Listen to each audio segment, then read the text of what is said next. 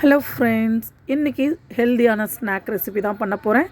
அதுக்கு கடாயில் கொஞ்சமாக எண்ணெய் சேர்த்து கடுகு நல்லா வெடிச்சதுக்கப்புறம் கொஞ்சமாக உளுத்தம்பருப்பு, காஞ்ச மிளகாய் இது எல்லாமே நல்லா கலர் மாறுற வரைக்கும் வறுத்துட்டு அதோடைய கொஞ்சமாக வாசனைக்காக கருவேப்பிலை சேர்த்து அதுவும் நல்லா வதங்கினதுக்கப்புறமா கொஞ்சமாக பெருங்காயத்தூள் இது எல்லாமே நல்லா கலந்து விட்டுட்டு வேக வச்ச மூக்கடலையை எடுத்து அந்த கடாயில் சேர்த்துக்கலாம். இப்போ அதில் இருக்க ஈரப்பதம்லாம் போகிற வரைக்கும் நல்லா வறுத்துட்டு இன்பிட்வீனில் அப்பப்போ நம்ம கொஞ்சமாக கலந்து விட்டுக்கலாம். அதில் இருக்க ஈரப்பதம், தண்ணி எல்லாமே இழுக்கிற அளவுக்கு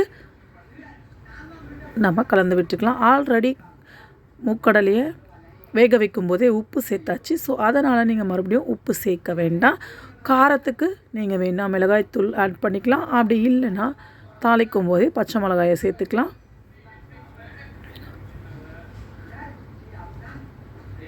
நல்லா இதில் இருக்க ஈரப்பதம்லாம் போனதுக்கப்புறம் சுட சுட ஒரு பவுல்லையோ பிளேட்லேயோ எடுத்து சர்வ் பண்ணி சாப்பிட்டிங்கன்னா ஹெல்த்தியான ஸ்நாக் ரெசிபி தயார்.